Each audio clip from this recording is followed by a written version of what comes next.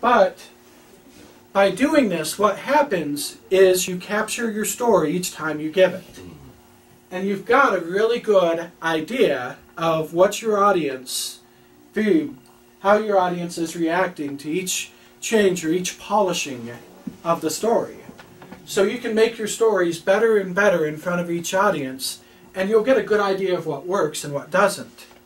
But I've got the best news of it all, is you can do all of that for under $100. I found this camera on sale for $80 and this tripod on sale for $16. When I started speaking and doing this, taping myself, there was free software I could get on Linux, so I didn't pay anything for that, and it was good video editing software that allowed me to make cuts and splice things together. So if you're on a budget, there are a lot of good options on how to do this. And so you can continually tune your stories and make them better.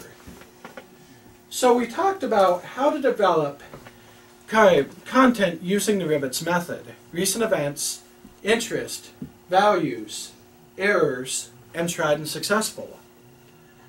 Okay, so we can have a lot of great stories, but those stories don't do us any good if we don't know how to organize them, how to put it together in a speech.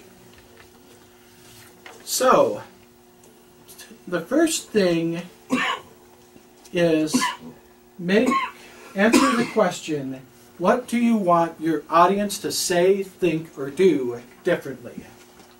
Let me ask that again.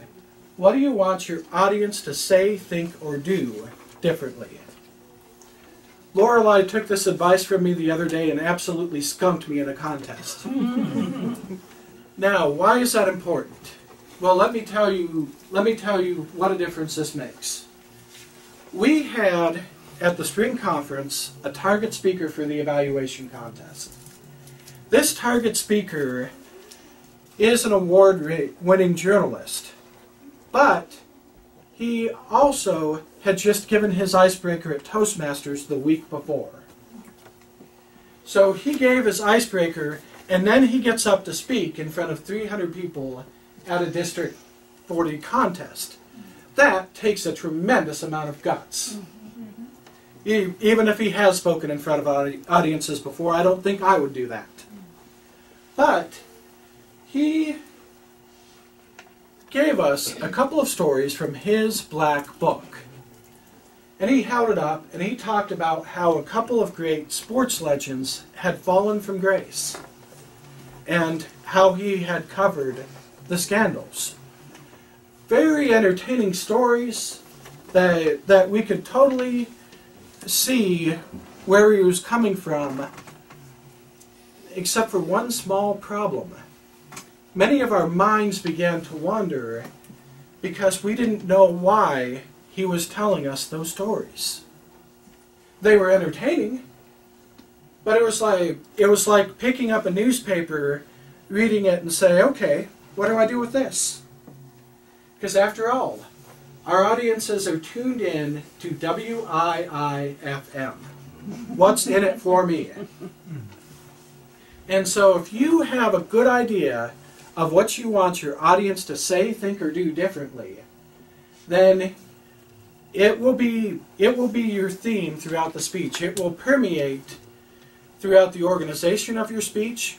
It will also tell you what stories you should pick, and it will help you develop a call to action for your audience at the end. Now, Toastmasters recommends two different methods. One method is the method of outlining your speech.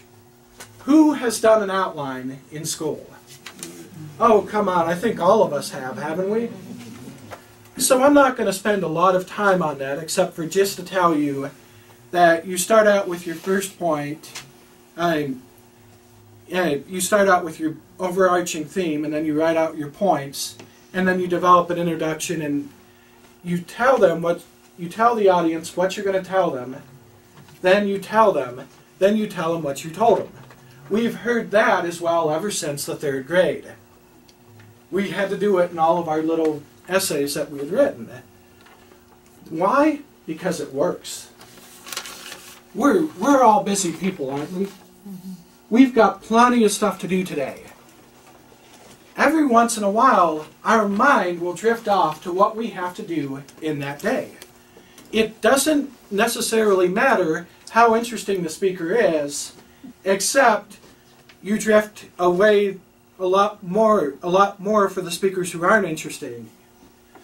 But you're still going to drift a little bit. If the speaker has given you the outline of everything that they're going to talk about, then when you check back in, when you catch yourself drifting, you can rejoin the speech just about where you left it, and you won't be completely lost. On the other hand, if you as a speaker don't give them that introduction with the framework of what you're saying, your audience member may be completely lost, and they'll politely sit there, but they may have checked completely out of your speech. Then there's the body. 3 main points on the body if you can. My speech is a little bit of an exception. In Rivets I talk about 4 main points. But then again, I also use an acronym or a device to help everybody remember that content. But if you can keep it to 3 main points, the speeches become a lot more memorable because, well, we don't know why. It just works, and it's something that we get taught over and over again because our mind has a lot easier time remembering 3 things than 5, 6, or 7. And then we start choosing our stories. We go ahead and write our conclusion, and we also have to develop a call to action, and that would all go in the outline. But there's a completely different technique. That technique is called mind mapping. Has anybody ever done anything with that technique, mind mapping? Okay, we've got 2 of us in the audience who have. What is mind mapping? Okay, what mind mapping is it's when you have one central theme or idea, and that idea leads to other ideas. Picture a daisy. You have that yellow center of the daisy, and then you have the white petals going around the outside. Those white petals are the ideas that branch off from your main ideas.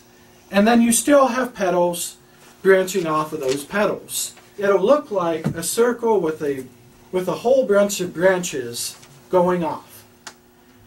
It is an excellent technique to brainstorm your topic. One of the things that you're going to find out is you will only have time to talk about maybe 3 ideas in the 5 to 7 minutes.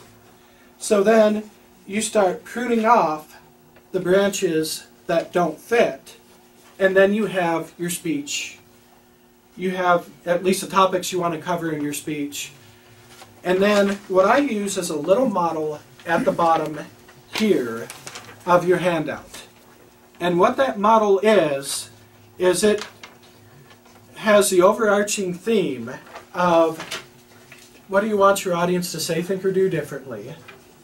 Then you introduce the topic. That's the first minute of your speech. You talk about your main points. You have 3 of them. To include any stories you want to tell, any idea you want to introduce, and then you'll see a lot of the great speakers have a phrase that goes along with it that makes it more memorable.